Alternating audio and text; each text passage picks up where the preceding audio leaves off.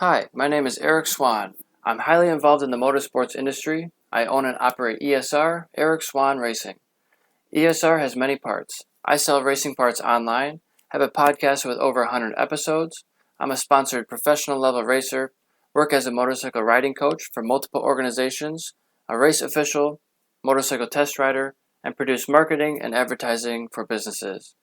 After hundreds of hours of podcasting, I'm interested in using my voice commercially for broadcasting, audiobooks, commercials, voice acting, and other opportunities that may arise. Please consider using me, Eric Swahn, for your next audio voiceovers. Head over to EricSwahnRacing.com for more information. Getting a little bit of the payment for barber, so I'm just working just about every day. But yeah, working. I skateboard in my free time. When it's ski season, I ski, and maybe a little bit of a little pump track on a BMX bike. Perfect. And I'll backtrack just a few seconds because I just hit the record button. But Oh, okay. yeah, EricSwahnRacing.com podcast number 118 with Spencer Humphreys. And I talked to your brother just a little bit ago on here, so that was cool. And I just want to get your story and get your name out there. So thanks for coming on and talking to me. It's cool to be in the triple digits and to just talk to so many people. I will say it's not an interview format. I'm sure you've seen one or two of them before. So you can ask me questions. We can go back and forth. Um, it's just supposed to be a conversation. So my pep talk is like swear, be yourself, have an unpopular opinion, just talk about whatever. We could talk about, homeless people or Michigan or, any subject really is on the table. For sure. Let's do it. So you did tell me about your season last year. You had some really good finishes. I worked 6 out of 11 of the events as a track marshal, waving the flags, picking up bikes from Daytona, Road Atlanta, Circuit of the Americas to New Jersey, Barber, and Pittsburgh. So it's And cool to see you out there. that was last year or not? Not that this was year. 2022. So this current year. 2022. Okay. All right. Well, I didn't even know you're over at Jersey. That's crazy. Yeah. Yeah, so it was it's cool to be able to walk around the pits during the fan walk time and get posters and talk to all the riders and ask them to come on my podcast and all that. Definitely.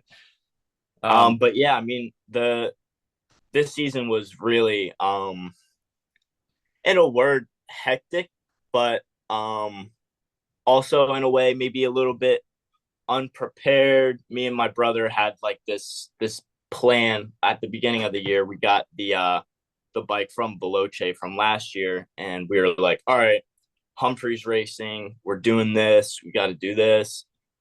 And I'll tell you what, the time went flying by.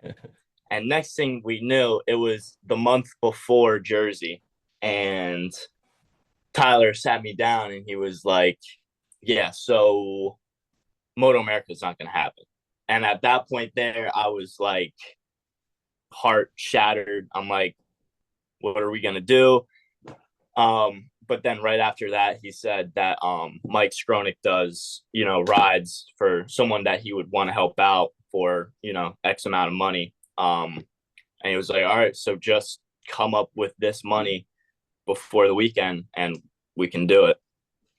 So I put in stupid hours at my work over at WizKids. They also help me out sponsorship wise, but a lot of hours, a lot of dedication. I made it my job to just get to the track. And last year with riding with Veloce, I just knew that I needed track time. That was it. Like every race I was at, when it was at Pittsburgh, Jersey, and Barber, I was like, I know I can be up there.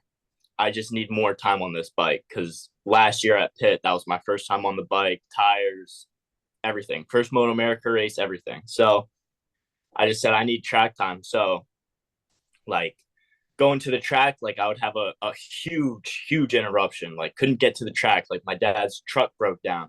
uh, They drove out with my mom's car, and then it was like 3 o'clock in the morning by the time I got to the track, because we ditched the truck there, moved the bike over to a trailer, the whole nine. Got to But repack yeah, I just made it everything my at the job. side of the road. Yeah, everything. So we had to load my suit, and like they brought the trailer with my mom's car, had to unload the bike. It was yeah. Yeah, and I know that happened to Keegan Brown at New Jersey. I think they were going to the same event, and their vehicle broke down, so they got like a U-Haul on the side of the road and like repacked everything. And it's like, man, I wonder if I'm gonna even get to the race. Yeah, yeah, yeah. You just And gotta make it happen. there's so many things that could go wrong between getting the bike, getting the team in place, then just driving to the track and unloading everything, making sure you didn't forget your suit or something. Like all the little things they add up. Yeah, yeah, for sure.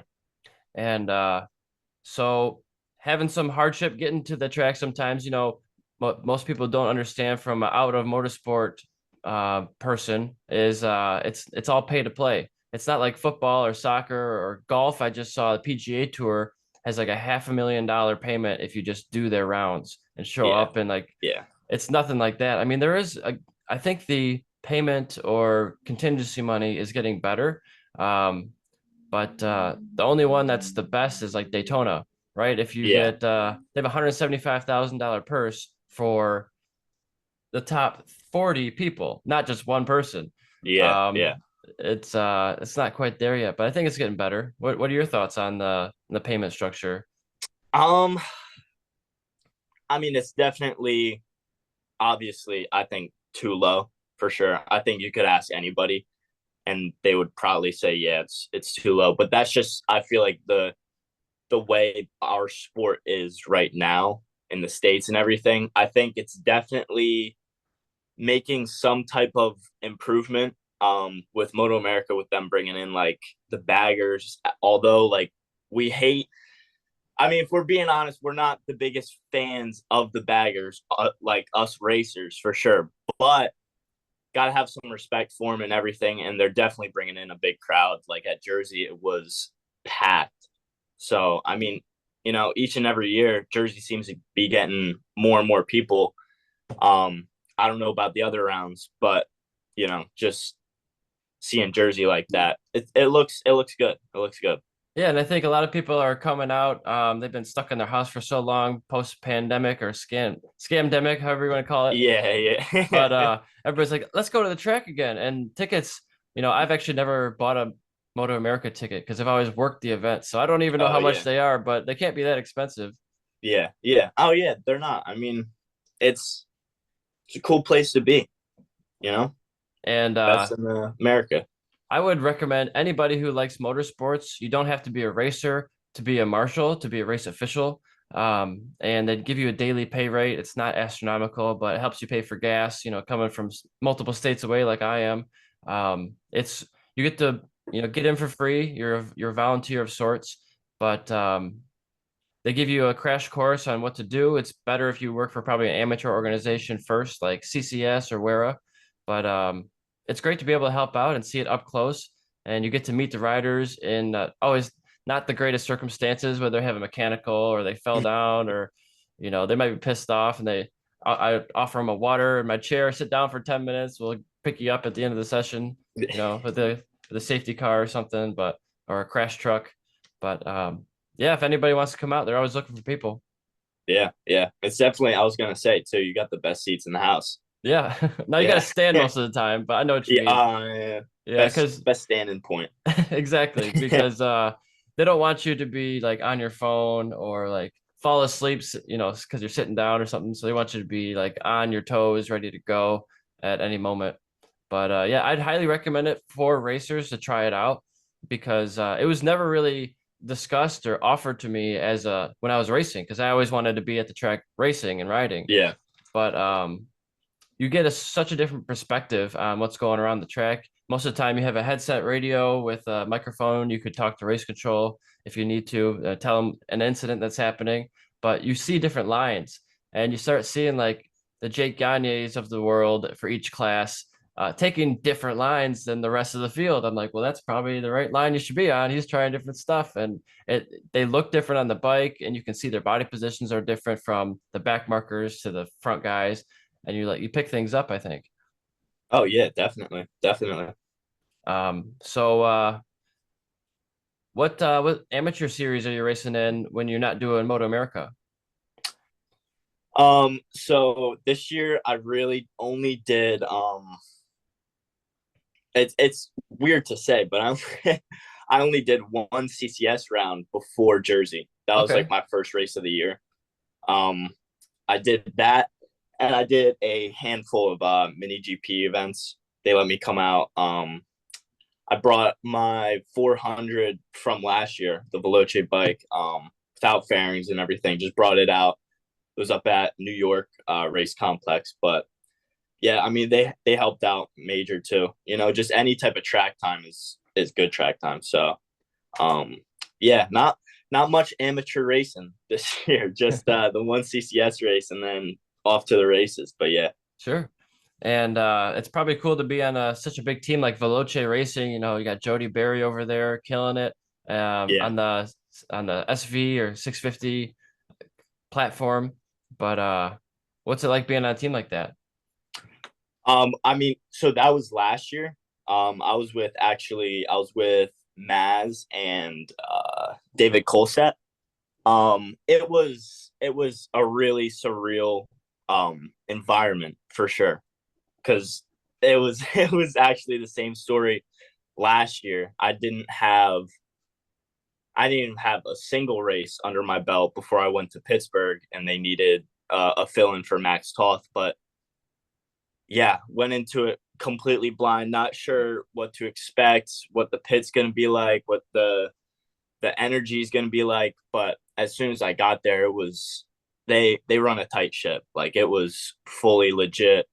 They had snacks. I don't think I've personally eaten better than I did like those weekends I was with them, just in my whole entire life. Like, it Wow. was just like the best snacks, the best food, the best drinks. Like, it was, and it doesn't sound like much, but when you're at the track and your pit's like fully set up like that, it was huge. But yeah, I mean, they helped me a lot. It was just a fill-in scenario. So each and every race I was at, I was just kind of like laying back and kind of just like, oh well, I'm just like a fill-in rider, it's whatever. But yeah, but then this year was different. But yeah. And they're coming with, is it multiple semi trucks and hospitality areas for their guests and everything, like the whole 9 yards? So that's this year. Last year they had a much smaller setup. It was still clean, but yeah, Spiros bought a huge semi, and he took me in it this year just to like show me around. I'm so close with him. He's a really cool guy. But yeah, he was just showing me around it, and it is the business. Like, it's crazy. It's crazy. Is that one of them with sleeping quarters in it? I believe so. I didn't get like the full tour. All I needed to see was just like the garage area with like 5,000 cabinets for everything. But yeah. Probably got multiple spare bikes and worth of parts in there. Yeah, I'd say so. I'd say so. What do you think is a good number of fairings to come to the track with? Like painted, ready to go, Ooh. stickered up? Depends how much you Well, I push mean, it. ideally, I think you should only want to have like maybe one extra set, because I mean, if you're crashing 2 times in a weekend, that is tough.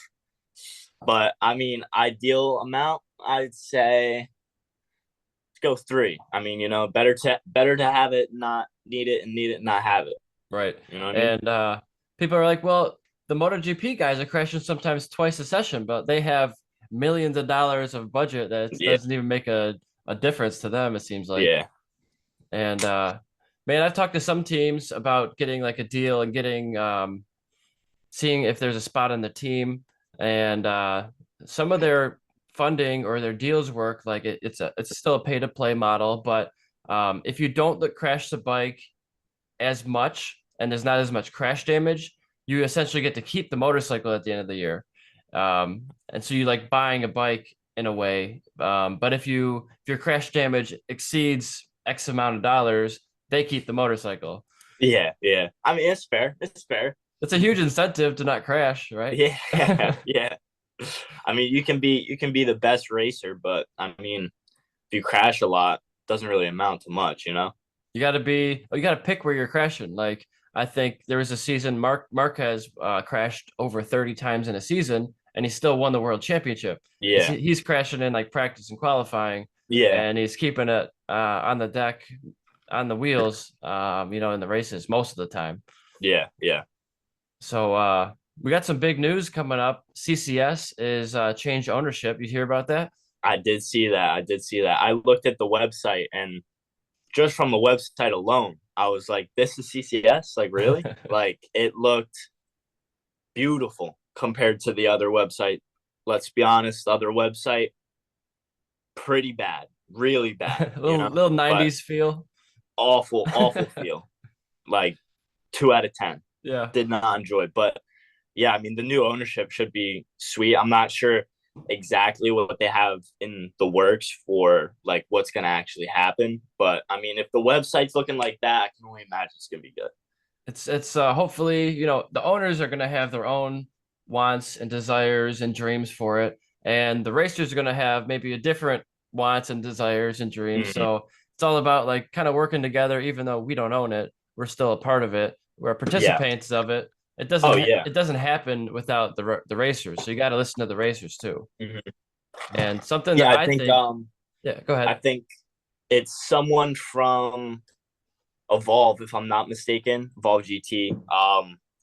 That I've been around there for a good amount of time, and my brother has especially. But yeah, I mean, if any one of those guys is like behind that, I can only imagine. Like they ride, they know. So Yeah. I really think if it's one of them behind it, I think they'll know what to do.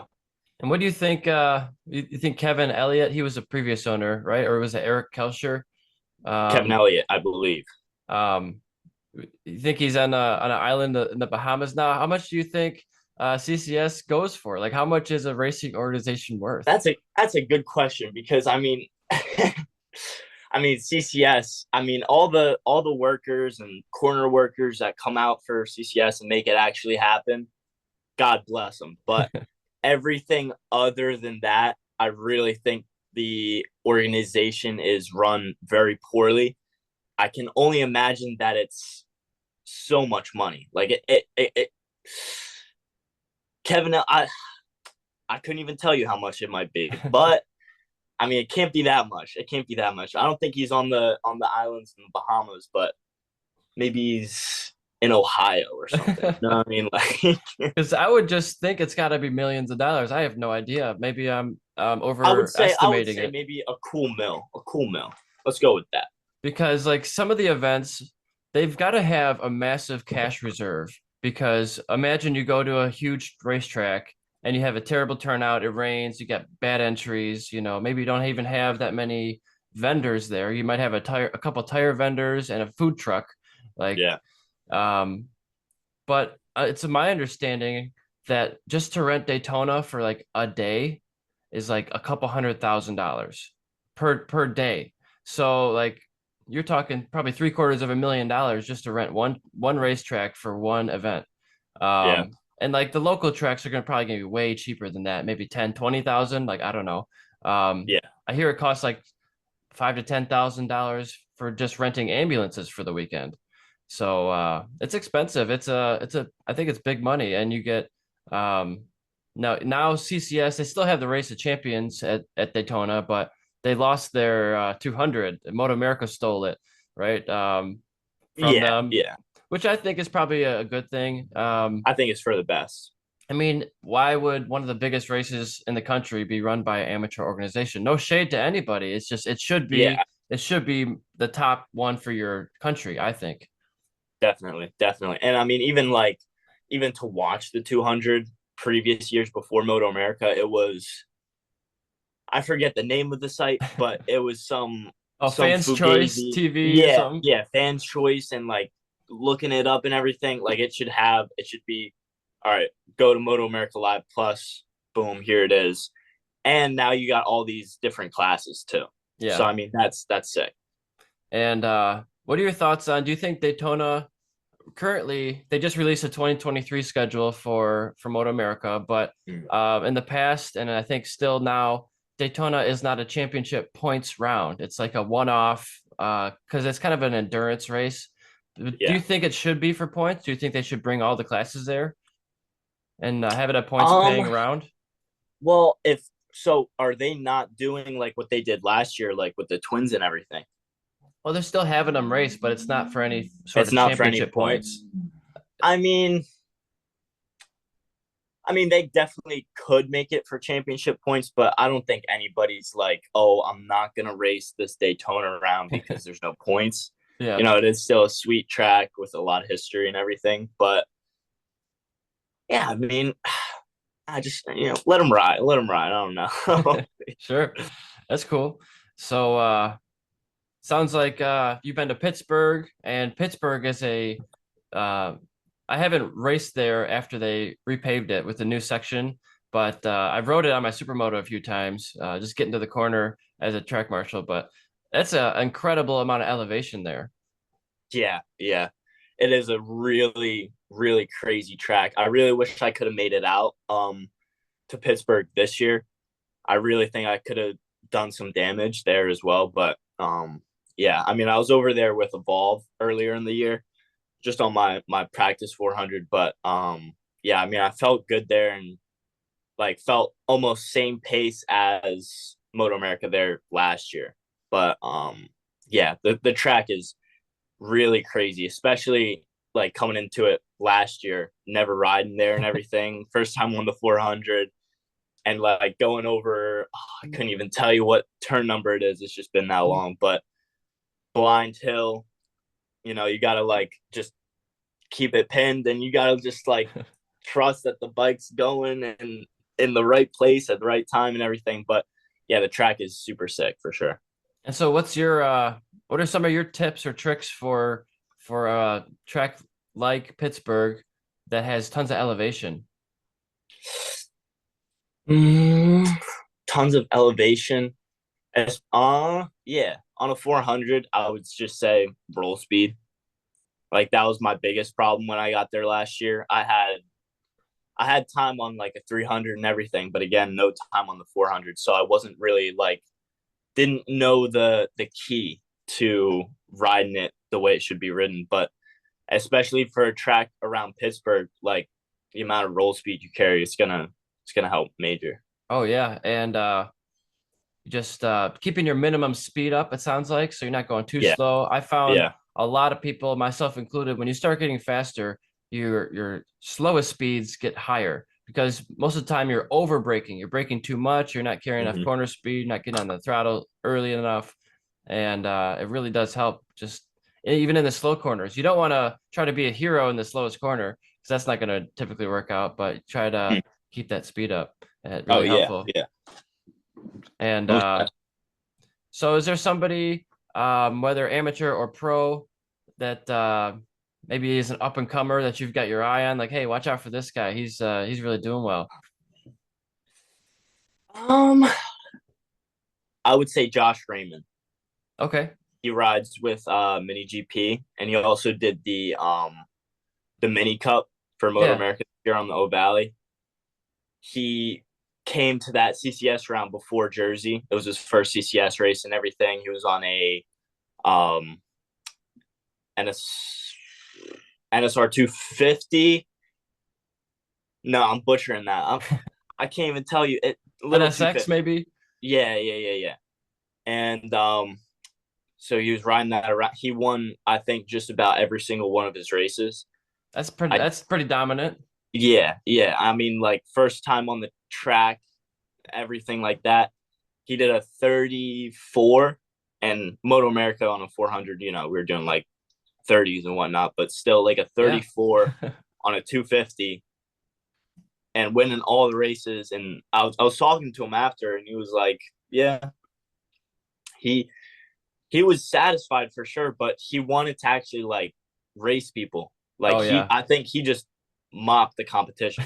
He's got disappointed. He's got no one to race with. Yeah, exactly. So, he's got the drive. He rides like almost every weekend. He does flat track. He does everything. So, he's definitely one to look out for. And that's a good transition to talk about because he's going to be moving up to the next level soon, probably, at some point. And so you moved up to the next level. What is it difference like going from you're an expert amateur to going to a professional level? Like what does that jump feel like? Um, it's definitely at first like a little like almost like shell shocking. You're like, oh man, like when I first got to Pittsburgh with Veloce, it was like I was like getting the shakes driving up and everything, and I'm like, oh my god. But like deep inside, I'm like, all right, Spencer, like keep it cool, like we're fine. Like this is just another race weekend, like just chill out.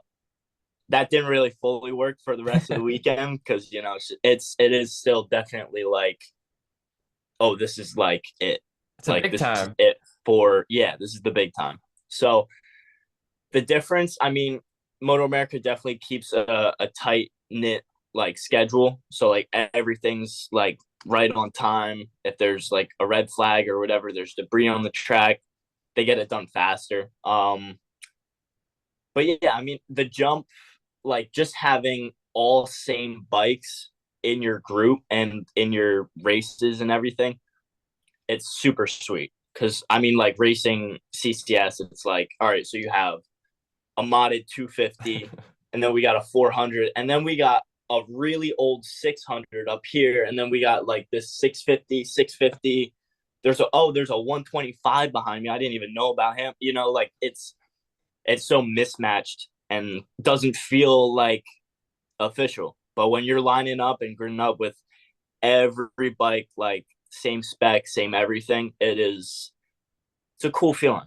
It's a cool feeling. I would imagine that there's a high level of respect because you've made it. You've got that new license. You're like I said, in the big show, but you can also probably trust them more. Like you can make maybe tighter passes and not have to worry about, is this guy gonna go down because I'm gonna take his line, respectfully, Definitely. and that's got to be nice. You can finally do what you really want to do and like give them the business right when you're coming Yeah, through the corner. yeah. The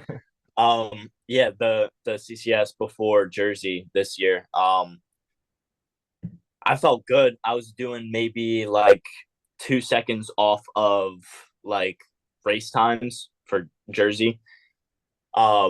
With rain suspension, like I had soft springs, everything was rebounded to the max and everything.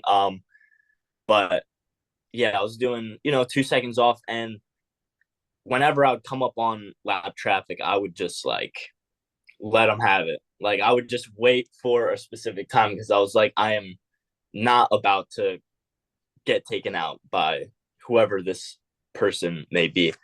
But yeah, and then when you come to Moto America, all right, this person here, they worked and they know what they're doing enough to be in this situation. So you can bang elbows with them. Sure. And people still make mistakes, they might Oh yeah, break a little too late, but most of the time they're hitting their apex points and they're hitting their turning points just fine consistently. And it's really cool when you can have a race that's every single lap is within 0.3 of a second or less. And yeah. you're just being that consistent the whole time. Is there something on track that you're mainly focused on working on? You said seat time is a big thing, but when you're out on the seat, is there like working on braking or corner speed or I mean, you can always strive to work on like everything, braking, corner speed, everything. But I mean, like race wise, if I can do a full season this year, who knows what might happen, what might transpire. But I want to be able to do what like Tyler Scott and Rocco Landers and even Gus a lot this year. They're able to break away from the pack and just put down heaters. yeah. So like when race one at Jersey, we were just like cruising doing 30s. And at the time it didn't even feel fast. I was like, man, we're probably doing like 32s in my head. And I get off track and it's like, oh yeah, you're doing 30s. So I was like, damn, Just damn. drop time just like that. Yeah, it doesn't make it's really weird because especially at a track like Jersey, like the less you try, the faster you go. Like you can't force yourself to try to go fast around Jersey because then you just end up not going fast. But I want to be able to work on like just plug in laps. Like I want to be able to show up to like Jersey on a track day or whatever, and I want to just be able to throw down 30s by myself. I don't need anyone ahead of me or nothing like that. I just want to be able to plug away, and if I can race again next year, which I pray to God I can, because I really think I could do something. Yeah, I want to be the Rocco Landers or Tyler Scott that just breaks away from everyone. Heck yeah. I just saw a super funny video Rocco Landers posted. He was at Road Atlanta. He had not such a great start. I don't know if you remember. And in the 600 class, I think he tagged the back of another guy and went down first corner. And then he's got like these, he cuts away. It's like a reel. It's a short reel on Instagram. He cuts away to, he's at a funeral and they're like dancing with the casket. And it's like, it's just hilarious. He's like, I screwed up and now I'm dead. It's not Yeah, good. yeah. He was fine, but it's just a hilarious video. I have to send it to you later. Yeah, no, for sure. One of the fastest racers in the country, Rocco, is a very, very funny character for sure. You For have to be a sure. little different to be that good and be doing it like that, right? Yeah, yeah. I For think we're sure. all a little different if we're into the sport. Oh yeah, yeah. If you're cookie cutter and you're Captain America and it won't work out. Yeah. Gotta have a little flair. Gotta have a little flavor. Yep. Gotta be willing to do whatever it takes. Yeah, yeah. And so I guess like that's a good segue to sponsors and sponsorship. Sounds like you got a rye cap on, or it looks like. Oh, definitely, definitely. Been a rye wearer for years. Yeah, it actually stemmed from mini GP. In the 50 class, if you win the championship, you get a year contract with a rye. Oh, cool. So I first started, and I just did like a couple 50 races. Eventually moved up to a 110, and then I was like, "Yo, Dad, like we can get like free helmets if we race this 50 class."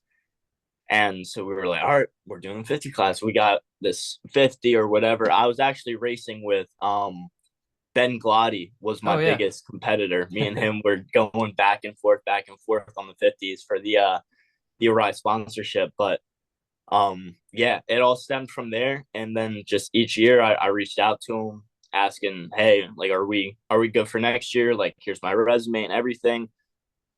They've always been super cool. Always been like, oh yeah, no problem. Like, you're with us again. Nice. Yeah, but like Bo over at Arai is my guy. Like he hooks it up all the time. Yeah, it's a sick deal to have for sure.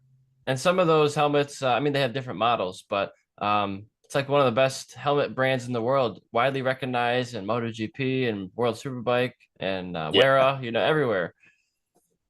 Yeah, it's the real deal for sure. Is there a model that you're running right now, like a Oh specific yeah, helmet? strictly the Corsair X. Okay. If I don't want no quantum or nothing like that. I need that little middle vent piece. But yeah. And the Killer top of the helmet. line ones, they aren't cheap. They're like what, $800-900 now, something like that. Yeah, somewhere around there. So that's a Yeah. good savings for a racer. Every penny helps. 100%.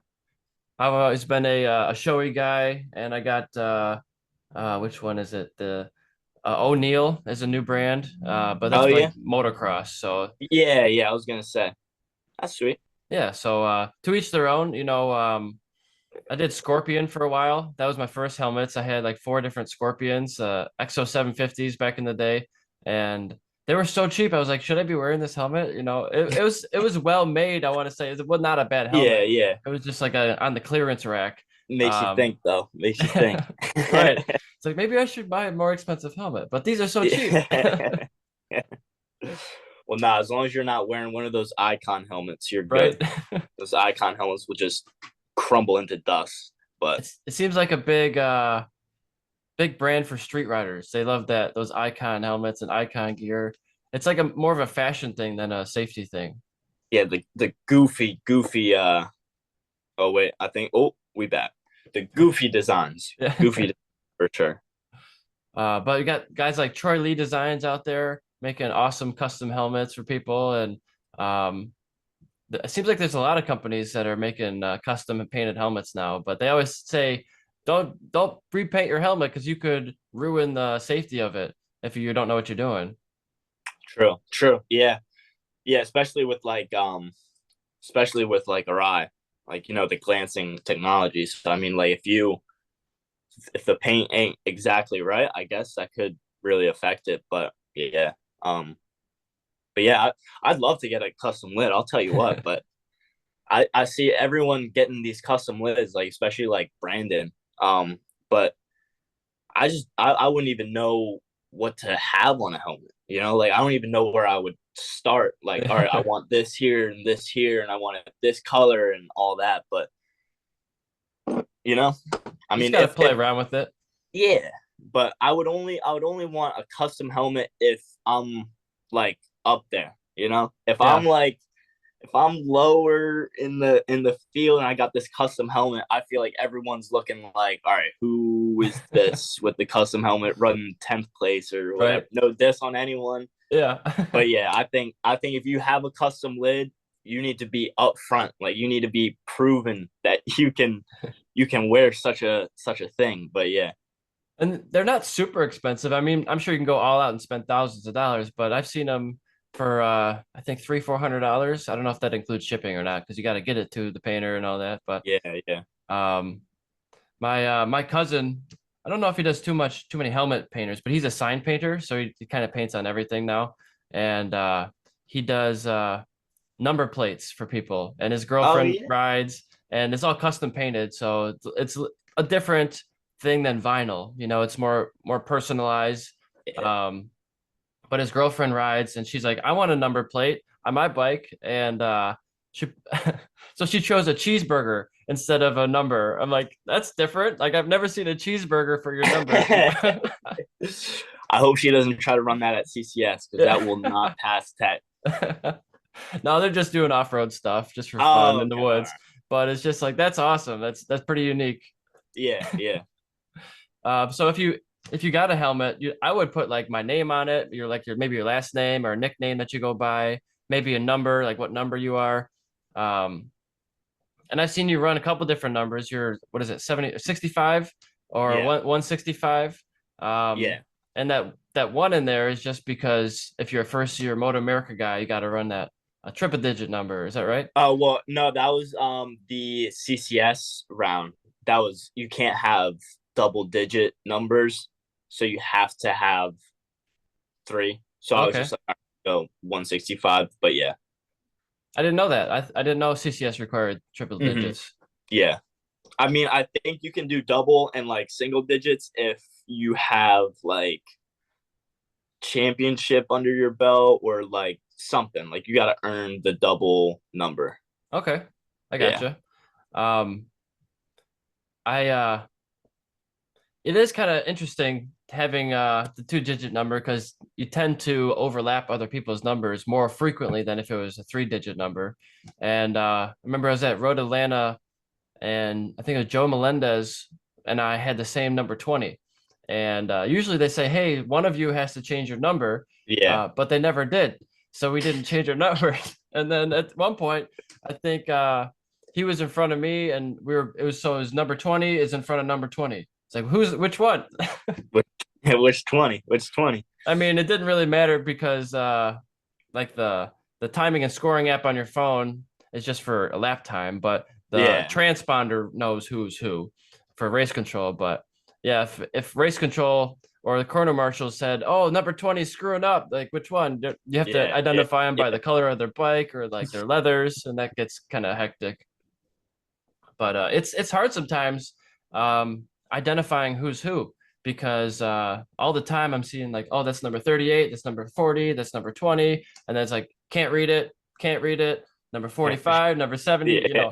and so some of these numbers, like I'm all for having custom number plates and custom designs, but sometimes you just can't read it when you're going 80 miles an hour and you're 100 yards away. It's Yeah. Yeah. difficult. Yeah. Yeah, CCS cracks down on that really hard. Which I get, but there's like there's certain things you can't even have like a curve on your number one. You know, like number one's got that little slant. You can't have that. Oh wow. So like I think like little stuff like that, let's have a little bit of some creativity and make the numbers actually look a little good at least. I'm hoping with the new ownership that something changes with that. But yeah, I mean, some people overdo it for sure. Like just have it a little more, like dim it down a little bit. But Yeah. yeah, Have some personalization, but make it readable or legible from 100 yards away at 80 miles an hour or sometimes faster. yeah. Um, so one thing I'd like to see for CCS or WERA or any amateur organization is having legit TV. Not maybe it's not going to be broadcast on your national networks. I don't have cable anyway. I would pay for the video pass. And I thought about doing this before, and I've talked to other people about doing this. I mean, we have freaking bag toss or cornhole on ESPN. You're telling me this is not a place for motorcycle racing or amateur racing? Like, you don't have to do it with $100,000 a piece broadcast cameras. My cell phone, iPhone X from 6 years ago, is a 4K camera that's better than any camera that I have for the podcast. And $1,000, you get. It'd be great to like. I did a whole list of what I would want to see, and I laid it out in a Word document and messed around with it quite a bit. But like, it'd be nice to have maybe 10 cameras per track. Maybe you have a pit lane camera, maybe you have one in the garages, maybe you have one in the straights, maybe you have one that can cover a couple corners. But you don't even need 10. Like, anything would be better than what we have now. Yeah, like maybe even 5, you know, right, just like somewhere. It doesn't have to be every turn, like just somewhere, I think for sure. Yeah.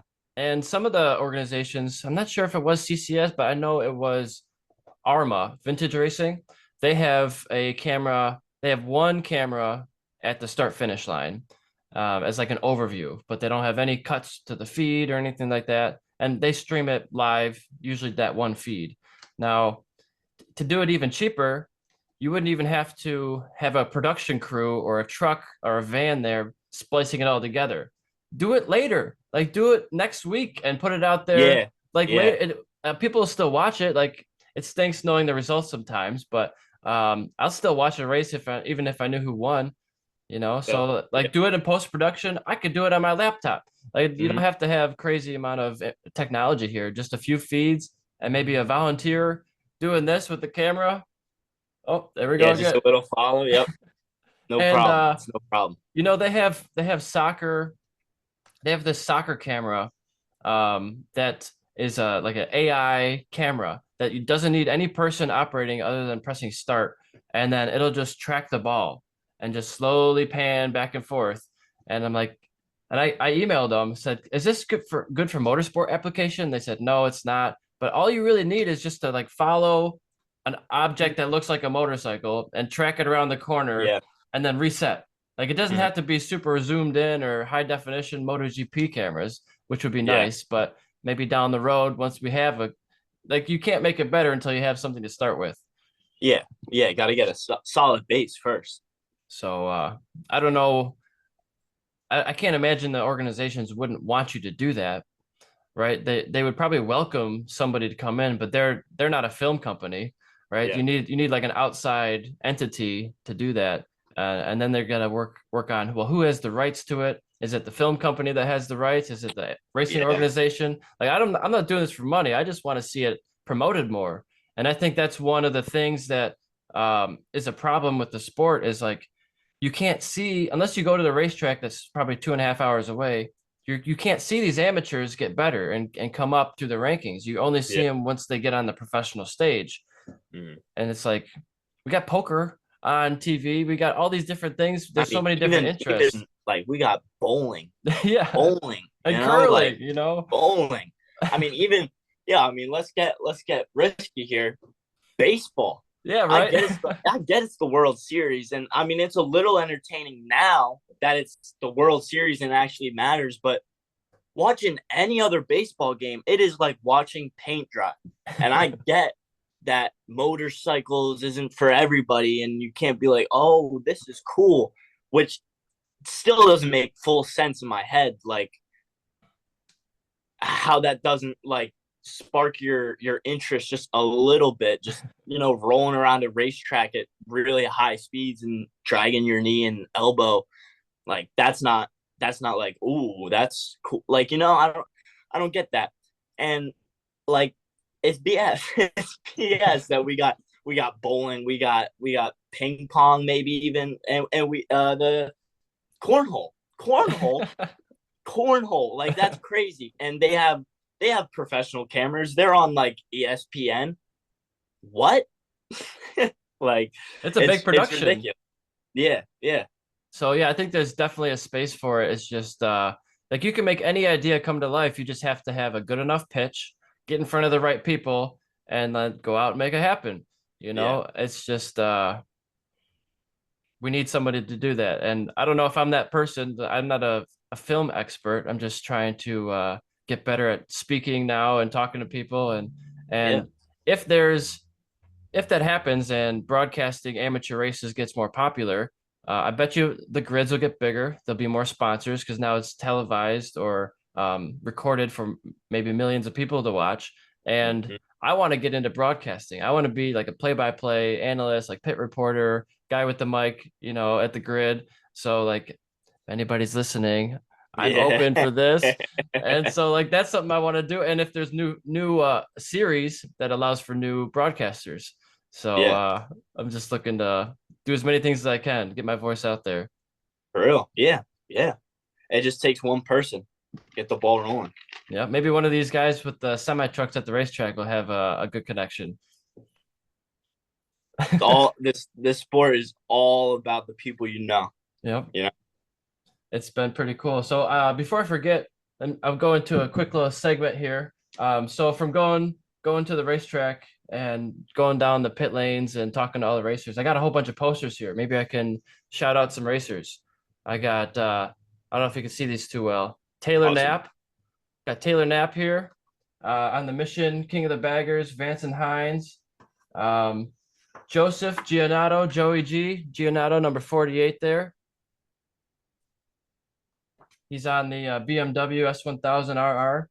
And we've got Desiree Caldwell in the Junior Cup, one of the only females in the sport right now in our country. She's also, I podcasted with her, and she's Dizzy Desiree, and that's her nickname. But she's a instructor at the Texas Tornado Boot Camp for Colin Edwards.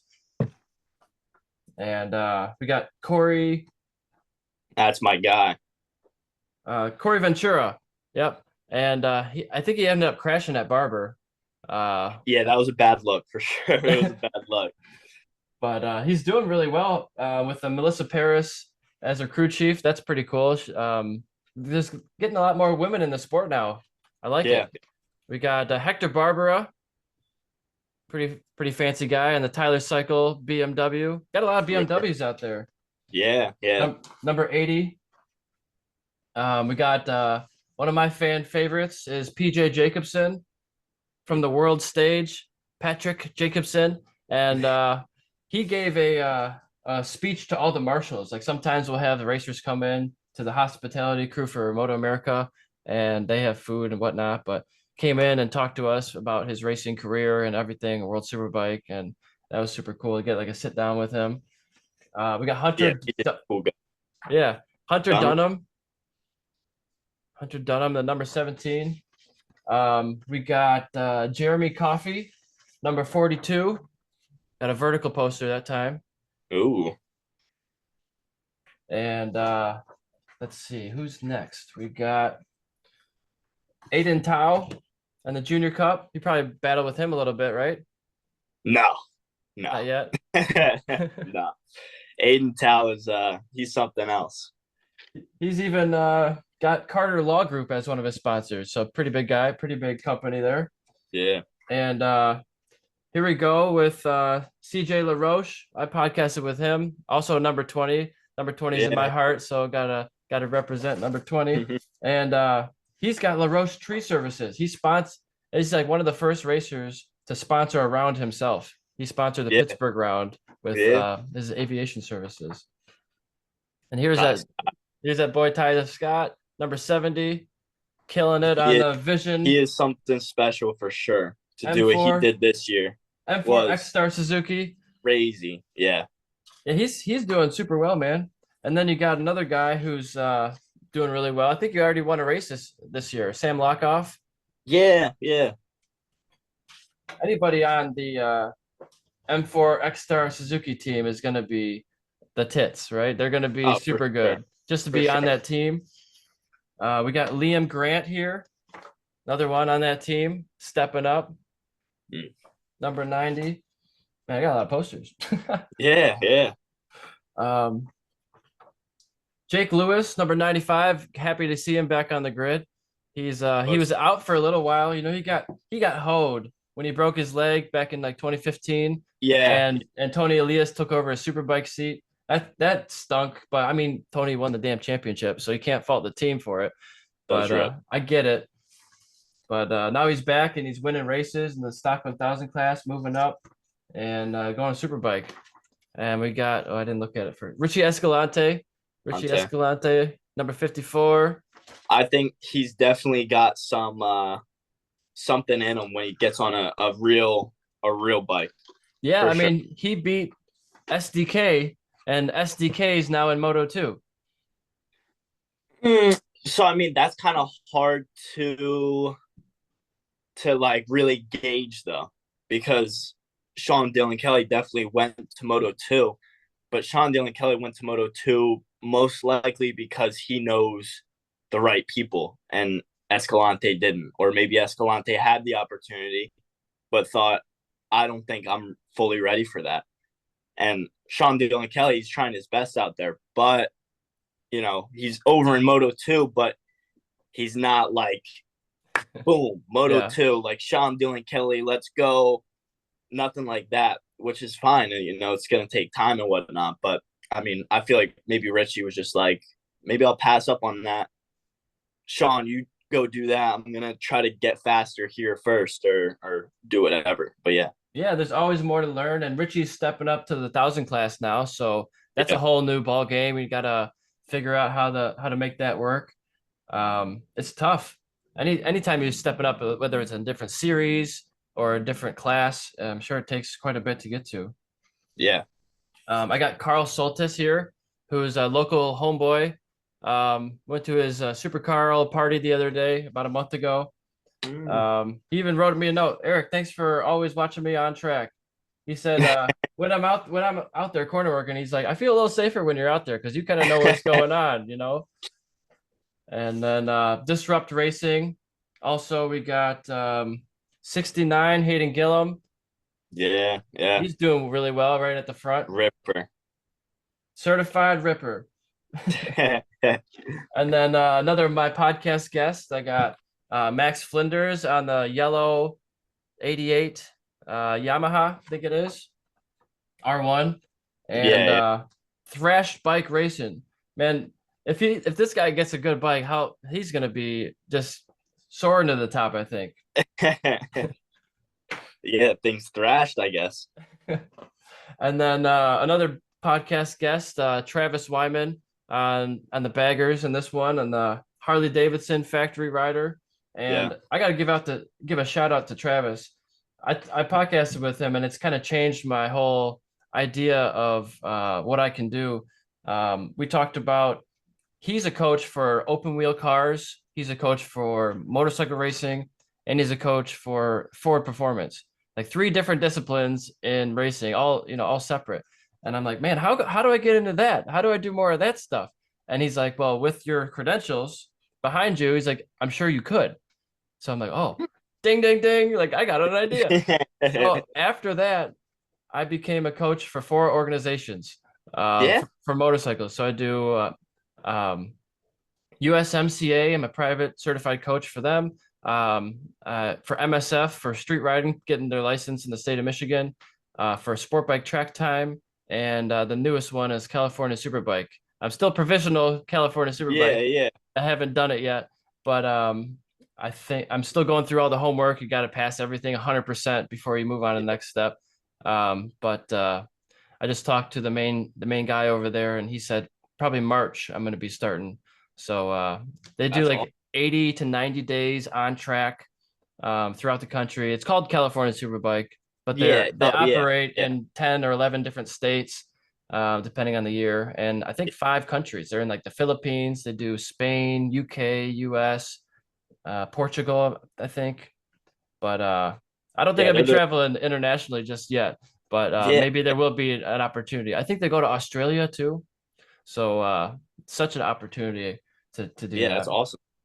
And then I actually have 2 Travis Wyman posters. This one is his Oh, yeah. 1000 Yeah. cc, Yeah. Hmm. also on a BMW. Yeah. So my motorcycle is for sale right now. I have a 2008 Kawasaki Ninja ZX6R. It's race ready to go. Brand new stands, brand new warmers. I'm actually selling my entire setup. I'm not getting out of it, but California Superbike provides a motorcycle. A Sure. 2023 brand new BMW S1000RR. That's a little And bit upgrade. a little upgrade, about 14 years or something newer and 80 horsepower more. And so I just bought this bike myself from a friend of mine. I did 7 track days on it. And then I got this opportunity. I'm like, oh, I guess I don't need a bike anymore.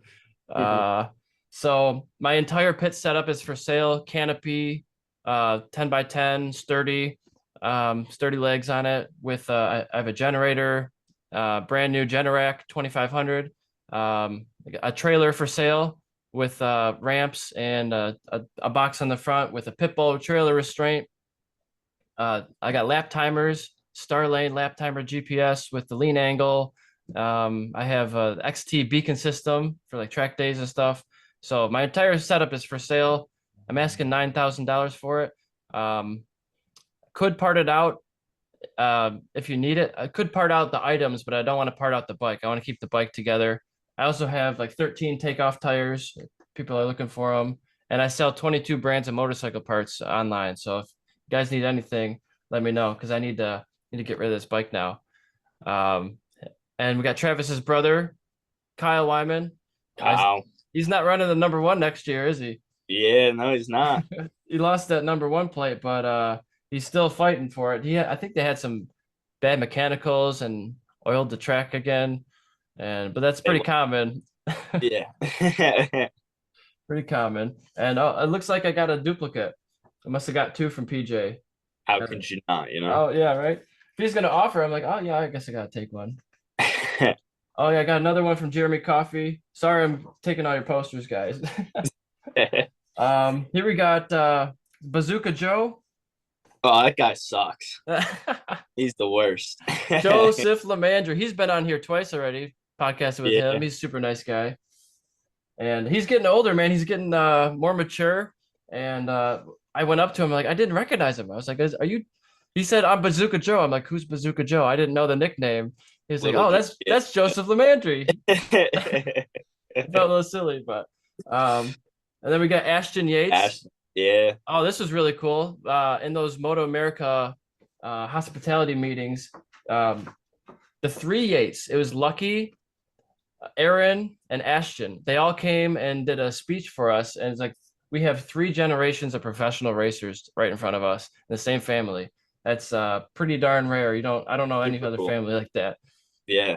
And then the last one I got on here is the Battle of the Baggers. Battle of the Baggers, drag specialties. And this was Bagger Racing League at the Milwaukee Mile, September 2nd to the 20 to the September 2nd to the 4th of 22. And so I went to the Milwaukee Mile in Wisconsin, and it was a whole series of baggers, all different classes. They might have had 6 or 7 classes. Yeah. But, Yeah. it's like they haven't used the Milwaukee Mile in 35 years for motorcycles. It's like a mini Daytona. They have a banking, then they have an infield section. But it was cool to go there and see a new series and help out. If you go to like a MotoGP or a Formula One Marshal meeting, they have 500 people. We had 7 people, 7 marshals.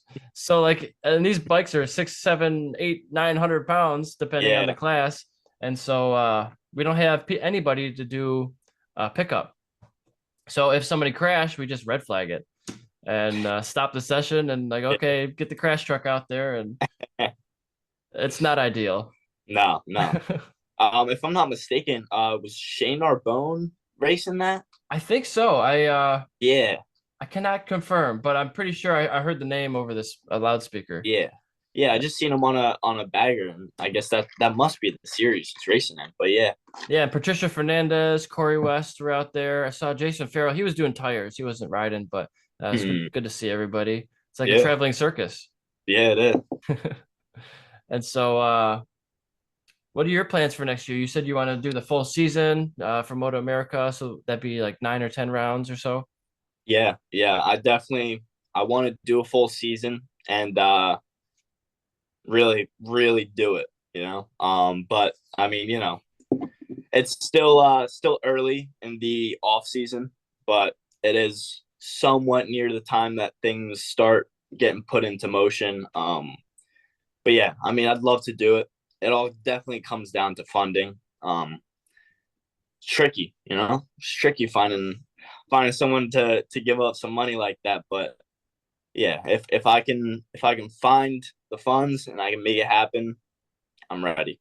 All right, that's good to hear. It's racing is all about if you can afford to do it, you can do it forever. Yeah. It sounds like you said you before you had some sort of proposal or marketing information to get to give people. To get people, what do you mean? To give people like for information about the series and about your racing and riding, like a race resume. Oh yeah. And so are you going out like in person with like a suit and tie, sitting down with corporations like Kyle Wyman got Panera Bread? Like I didn't stick around forever, a couple years, right? But that's awesome. Like yeah, to get a meeting with these people is a step in the right direction. And then maybe you do 100 meetings and you get maybe one or two say yes, but those two that say yes could fund your whole season or multiple seasons. Definitely. I mean, I think it was definitely a little bit easier for Kyle to get something like that with his name being Kyle Wyman and in the Superbike class and everything. But being in Junior Cup might have a little bit of an effect on things. But I mean, I haven't gone out in a suit and tie, going place to place, door to door. But if that's what it takes, I'm down to do it. I don't think it sounds like a terrible idea. I was thinking of like go to every single dealership in the country till you find one that says yes. Yeah, right. Or start out in your home state, your home city, right? And then expand from there, try to get meetings with people. But it's at some point, yes, they're helping you, but at the other side of it, you gotta change your thinking on what do I get? It's like, what can I give them? And for Moto America, you're on TV. That's a huge selling point. Now you might not be, top 1, 2, 3 that you can claim right now, but it's still broadcast to like, I don't know, was it 54 countries and 18 million viewers, and it's a big numbers. So, and to be like, that's why I'm doing this podcast. Is one of the reasons is to try to get my name out there. And someone told me years ago, or maybe I just read it somewhere, it's like, you want sponsorship, get in front of a microphone and start talking. Like start talking about the sponsor, start talking about yourself. People want to hear the story and they want to see that progression. It's like, you're the underdog. We're both underdogs. I would be out there racing banging bars with you too if I just had enough money to do it. So it's tough out there, and people say, well, it's the economy. Well, I don't know. I don't know if you can blame it on that. Then you're just gonna say, no matter what, motorcycle racing is gonna be expensive. Like economy is definitely tough and all, but you can't beat that. You can't, Yeah. So like if I had 1 million followers for this podcast, I might be able to get Coca-Cola as a sponsor, whoever, So I just crossed 50,000 views on YouTube, which it's not exactly going viral, but That's sweet though. It's sweet, man. The last couple ones, the biggest one I have is just past 16,000 views. And the one before that was like 6,000. So it's getting up there, getting better. Yeah. Slowly but surely, yeah. That's awesome. Just trying to push it. And man, I've learned so much from just talking to people. And it's very in my life anyways, it's not very often that I sit down with somebody with no phones or distractions or bathroom breaks and we just talk back and forth for an hour. So Right? you just learn about people and you get I think I'm becoming a little bit of a better communicator. Just trying to get better. Yeah, no, you've been killing it. Well, thanks, man. Yeah, yeah. Um, who do you think who would you like for me to have on here? Is anybody you're like, you should pick this guy's brain a little bit? Mm, trying to think who's in my. Somebody that I might not know of that you're like, hey, this is a guy might be interesting.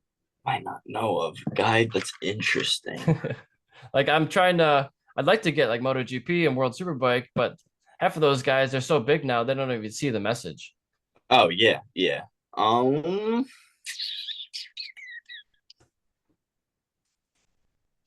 Maybe go someone like Ryan Fleming. Okay. He's the owner or co-owner of Mini GP and J Mini GP. All right.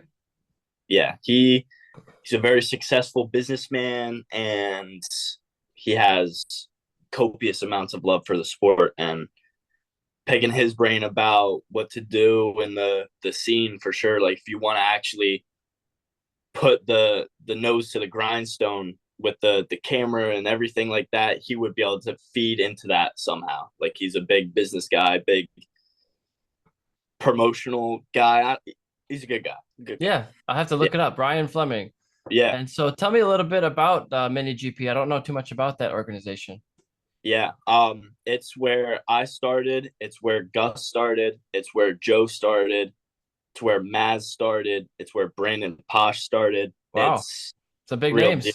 Yeah, exactly. Yeah, it's a little organization in Jersey that does like dirt bikes, like a Sierra 50, a Kawasaki 110, and then it goes up to like a 150R as like the super mini like premier class. But yeah, I started off with it with actually my brother Tyler. He started because he worked for Metric Double Moto with Mike Felice, but he got into it. I just went with him to the practice day and whatnot. I was just like riding my bike around, not knowing anybody, which is like crazy to think. And someone was like, "Oh, excuse me. Hey, do you want to ride? Like, I have gear, helmet, suit, boots, like all the whole nine. I have a bike for you even." Oh wow. My dad was like, "All right, why not?" And then I did it the next day, and maybe even after like the second lap, I was just like hooked. I was just like, this is sick. Like this, I need to keep doing this. But yeah, and since then it was just history, really. Yeah, just And so it's a pavement or dirt or supermoto mix? strictly pavement. Strictly pavement. And so you're probably on DOTs or slick tires, not knobbies. Yeah, no knobbies. You could maybe do it on knobbies, but maybe die as well. Yeah, I've been doing some supermoto and it's pavement sometimes only, and then they'll have a mix where you could do dirt and pavement. But for any of those, it's no knobbies whatsoever because you have no grip on the corners. Like you're going to a corner, it's just gonna, gonna fall, wash out real quick. So that's more of a safety thing than any. Yeah. So they do like sprint races or endurance races or what kind of events? Yeah. So they do practice days. And then they do, I think they have like usually 6 sprint races a year, and then maybe 3 or 4 4-hour endurance races, which are always a good time. And is it the same track or is there a series of different ones? So they differentiate tracks like mainly just at Jersey. Like Jersey's got Avenger and Liberator. So they'll go back and forth through that. And then they also go to that New York race complex place. Oh yeah. Track is amazing. It's like a MotoGP mini track. So like a kart track. It's yeah, kart track still. But it's like big scale. Yeah. It's kind of hard. It would be nice. It'd be fun, I think, to go take a mini bike on a big track, but you'd be 6th gear, or you probably even have 6 gears. You'd be 4th gear pinned the whole time. 4th or 5th, yeah. And you blow your engine on lap 2, probably. Yeah, something like that. I mean, you could just gear it to the moon, but having a big bike on a small track is actually like having a 400 on a mini track, something special for sure. It's Yeah. fun. So you've done Yeah, that too. You're taking your Cowie 400 out there. What's that like? yeah. It's probably you're not getting out of second gear on that situation. So I was mainly taking it up to OVRP, Oakland Valley Race Park.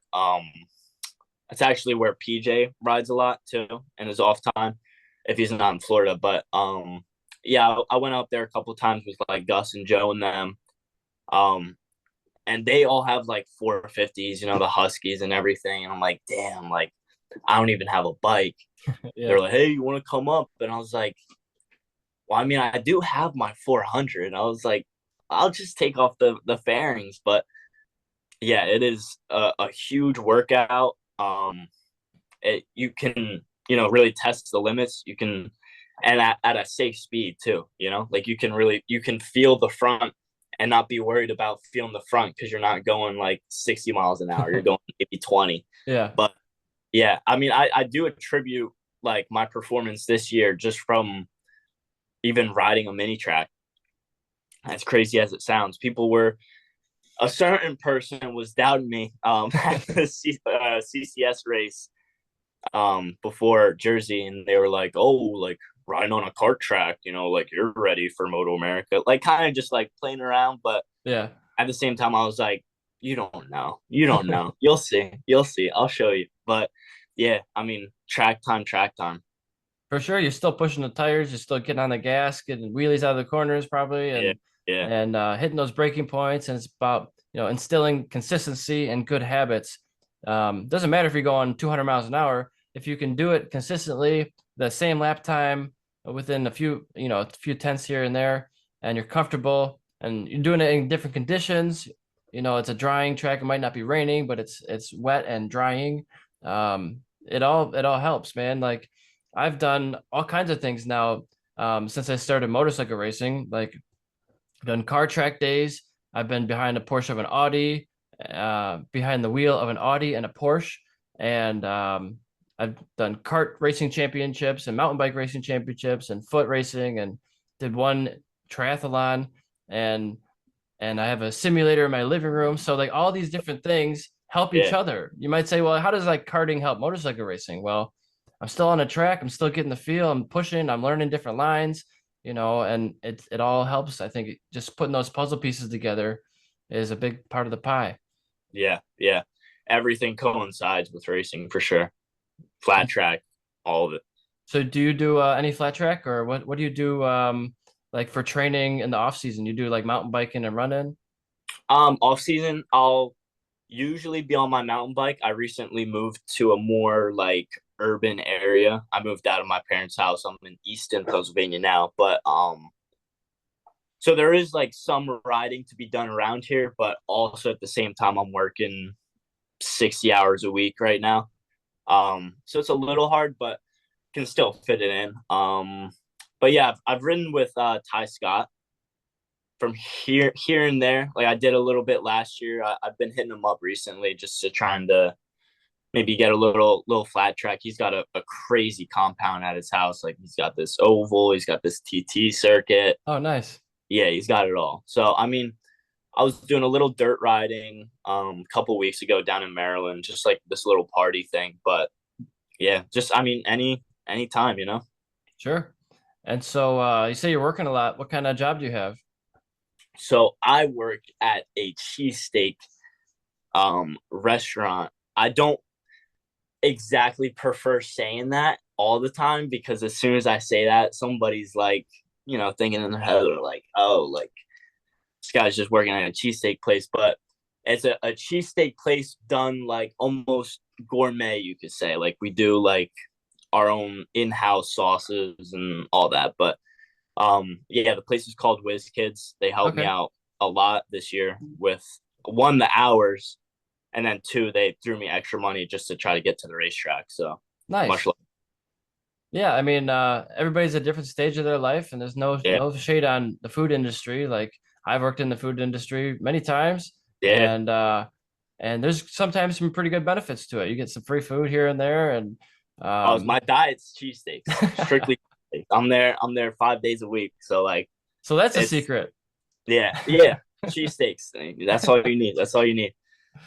Um, yeah, man. I remember going down to Alabama. I went to going to Barber for the first time for the Grand National Finals 10 years ago now, and it was my first time ever going to a Waffle House.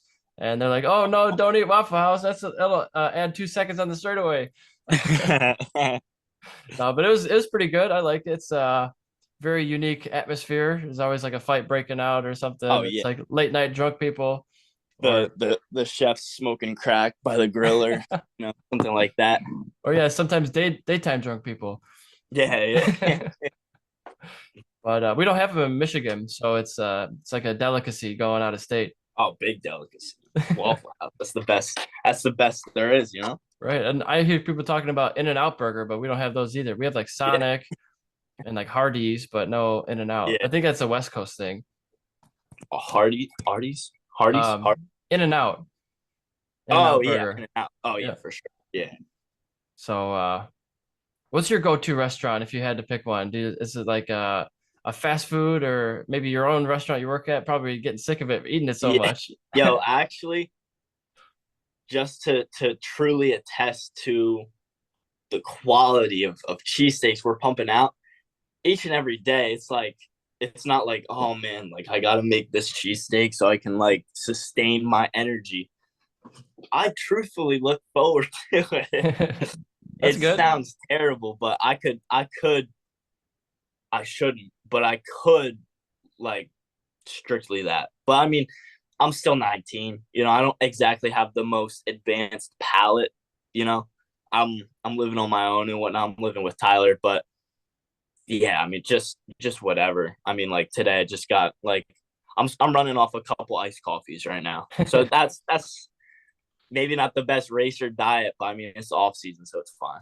Yeah, I mean, back in the day, like I think it was Colin Edwards would be drinking a lot of beer and not have a great diet plan.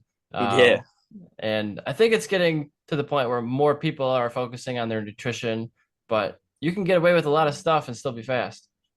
sports all mental, all Yep. mental. Yep. You don't see big bodybuilders going out there ever, really. There's no one who's massively ripped like a lifter. Yeah. That'll slow you down at a certain point. Mm-hmm. Yeah, everyone's lean. Everyone's lean. Yep.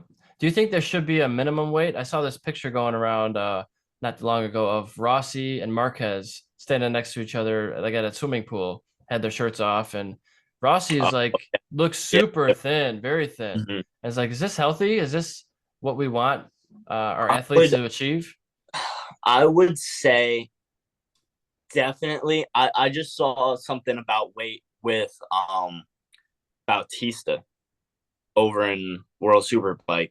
That Ducati and him being like 60 pounds is very, very unfair, I think, in my opinion. With a fast bike like that and he's super light, like he can literally get just about anyone on the straight, no matter how far back he is. So like I think there should be at least a minimum weight, like even if you have to add weight onto the Ducati or have him gain weight or something.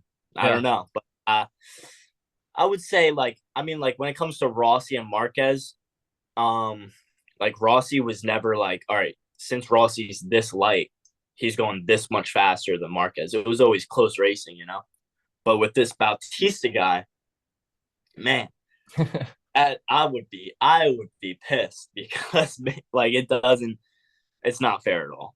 It's like a Danny Pedrosa or even like a Jason DeSalvo type stature, right? Yeah. It's I remember walking around the track with Jason and he's like 5'2", 5'3" or something. I'm not sure exact numbers, but he's like, slow down, guys. I got short legs. But Yeah, I was always kind of a light guy. I think I'm like 150s right now. And that was always a strong suit of mine is my starts because I remember Yeah. getting quite a few hole shots because I'm great on the clutch. I'm great on getting the acceleration and not afraid to throw it in the corner. But that weight is a huge factor when the next guy's 250 or whatever. It's a big thing. for sure. And you said before you had the 300 and the 400. One of Mhm. them's a training bike, one of them's a race bike. Mhm. Um, so what's the difference in those models? Obviously, 100 cc's or so, but what does it feel like to you? Man, it's honestly been a real long time since I was on that 300. But I mean, if I could, I mean, it's almost just like what you would think, like it's just like a little bit of speed difference, maybe a little bit of torque difference. But I mean, all around, I mean, almost in a way, I would almost say that the 300's frame or chassis or whatever, like it almost felt better than the 400. Hmm. The 300's almost more um lower to the ground, more racier. I feel like the 400 definitely is racier, but it's not as low and as small and almost maybe not as agile. I gotcha. You know what I mean? Yeah, Yeah, it makes Yamaha. sense. Yeah, yeah. And do you think it's really fair for them to be keep competing like with the R3s now and the Ninja 400s? It seems like a third or a quarter of the power difference. Oh, so you're saying with the 250s with the 400. Yeah. So with those, or I think it's R3, or yeah, so the Yamaha 300. If they do have the R3, I'm pretty sure they have like a whole package on it Okay. with the motor. And if I'm not mistaken, I'm pretty sure I forget his name, but he just won the championship on the R3. So I Yeah. mean, it's definitely a level playing field. Said Ben Glotty.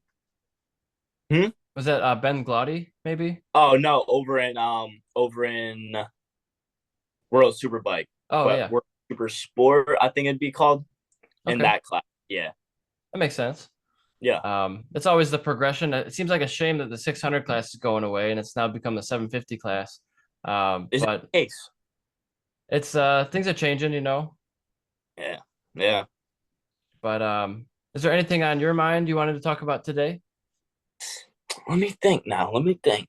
I mean, this Moto America schedule, one, the pictures that they posted for, I still can't fully get my head around because it's like, all right, so these numbers that are highlighted means that it's this many races, but then this many races doesn't apply to. It makes absolutely zero sense, and just the all around flow of it, like I'm pretty sure Road Atlanta and then Barber's always been the second to last round or the last round, and I don't know. It's gonna be weird for sure. But I think they need to chill on the build train race group, the Royal Enfields. I get the whole like, oh, bring crowds in and show what women can do and all of that, but at the same time you still got to have that focus on what is going on, like what's actually going to get a rider to the next level. And like, this is the pro series, so people shouldn't be aspiring to be like, all right, I want to be the next, Kyle Wyman or whatever, and I want to be on that bagger because that's gonna take me places. Like if you want to go somewhere, your goal should be super bike. So if that is what like the goal is here in America, you need to pound that more. Like try to fill the grid out more, pay the riders more, do whatever you have to do to get some better racing. Because I will tell you what, the super bike racing this year was, in a word, boring. You know what I mean? Like it was Petrucci at Austin. It was like, oh man, like when Gagne gets his bike working and everything, it's gonna be crazy. It's gonna be a crazy battle. Once Gagne got to his Gagne self, it was done. It was Yeah. done. Petrucci couldn't hold a torch to him, and then there really wasn't even any racing in the back either. It was just like, all right, here comes Gagne. He's still putting down fast lap times. Like, all right, cool, but like we need some diversity. But I would definitely say next year with I think KMB's coming back. Yep.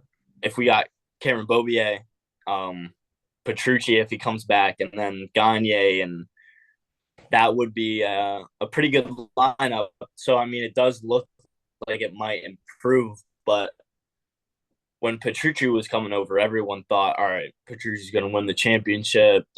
Now, not the case. So, I mean, we're going to have to see. Yeah, we've had a couple MotoGP guys come over here and not do super well right off the bat. It takes a little while for them to learn all the tracks and the bikes and the setup and the crew. And I'm kind of disappointed that Cam's not staying in Moto 2. He's killing it out there. He's doing really well. Top 10 finishes a lot of the time. Some crashes and not so great times, but it'd be interesting to see what he does on the. I think he's going to be on a BMW. So see what he does on a Beamer next year.